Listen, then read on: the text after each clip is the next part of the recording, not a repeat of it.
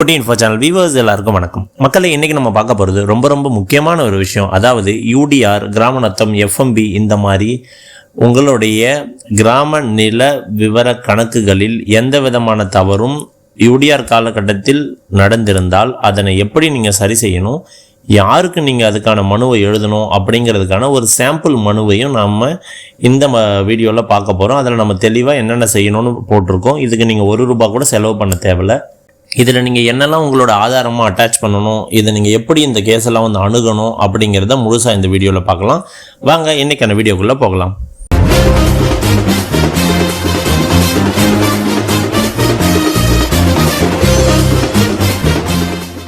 So இதுதான் லெட்டரோட sample. First நீங்கள் என்ன பண்ணணும்னா, அந்த நிலம் யூடிஆர் காலத்துக்கு முன்னாடி, அதாவது எஸ்எல்ஆர் டைமில் உங்களோட நேமில் தான் இருந்தது, நீங்கள் யார் பேரில் இருந்ததுன்னு கிளைம் பண்ணுறீங்களோ அதற்கான ப்ரூஃப் எல்லாத்தையும் நீங்கள் சேர்க்கணும். அதாவது அவருடைய பேரில் இருந்த எஸ்எல்ஆர் டைமில் அவரோட பேரில் இருந்திருக்கும் இல்லைங்களா, அந்த பட்டாவோட டேட்டா இருக்கணும்.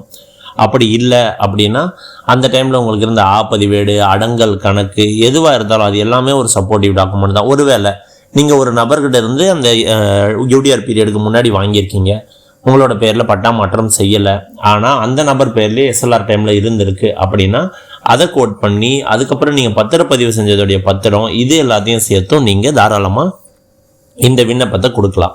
இதில் நீங்கள் என்ன பண்ணணும்னா, மாவட்ட வருவாய் அலுவலர், டிஸ்ட்ரிக்ட் ரெவென்யூ ஆஃபீஸர், டிஆர்ஓ இருக்கார் இல்லைங்களா, அந்த நிலம் எந்த எல்லைக்கு உள்ள வருதோ அந்த எல்லைக்கு உட்பட்ட டிஆர்ஓக்கு தான் நீங்கள் இந்த மனுவை அனுப்பி வைக்கணும். ஃபஸ்ட்டு பெறுநரில் உங்களோட பெயரை போட்டுக்கோங்க, உங்களோட முழு முகவரி, முடிஞ்சால் உங்களுடைய கைபேசி எண்ணையும் சேர்த்துக்கோங்க.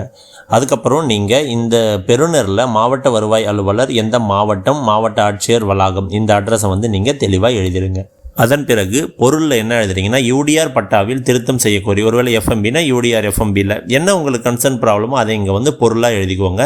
இதை நான் ஒரு சாம்பிளாக தான் கொடுத்துருக்கேன். இதை நான் வேர்ட் டாக்குமெண்ட்டாகவே உங்களுக்கு கொடுத்துட்றேன். நீங்கள் அதன் மூலம் என்ன பண்ணலான்னா அதை எடிட் பண்ணுறதுக்கு உங்களுக்கு ஈஸியாக இருக்கும். இது நான் இப்போ உங்களுக்கு வீடியோக்காக பிடிஎஃப்பில் காட்டியிருக்கேன்.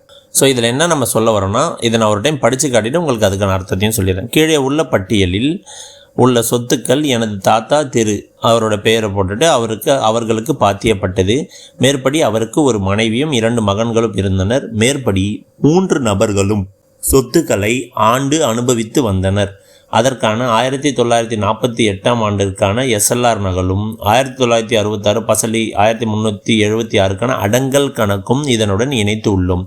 மேற்படி சொத்துக்கள் நிலவரி திட்டம் செயல்படுத்தப்படும் போது யூடிஆர் பீரியடில் எனது தாத்தா அந்த பர்சனோட பேரில் அவர்களின் 2ஆம் மகனின் பெயரை மட்டும் யூடிஆர் நிலவரி திட்ட பதிவேட்டில் ஆவணப்படுத்தி உள்ளனர்.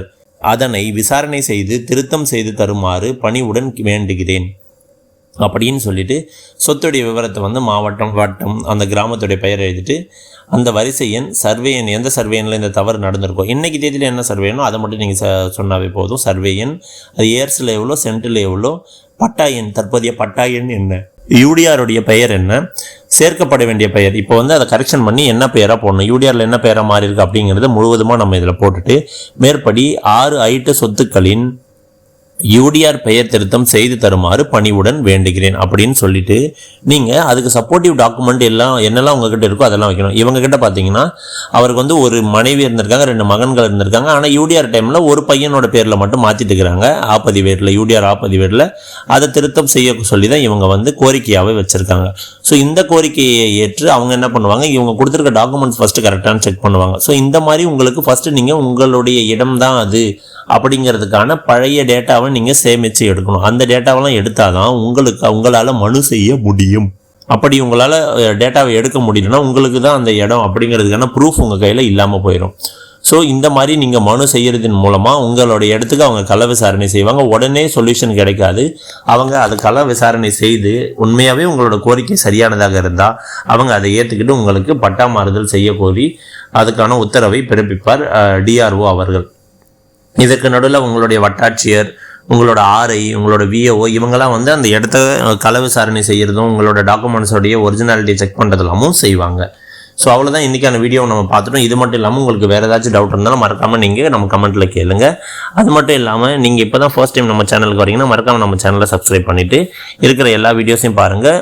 வீடியோஸை மற்றவங்களுக்கு ஷேர் பண்ணுங்கள். யாராவது ஒருத்தருக்கு இந்த வீடியோவானது உபயோகமாக இருக்கட்டும். தேங்க்யூ ஃபார் வாட்சிங். நன்றி.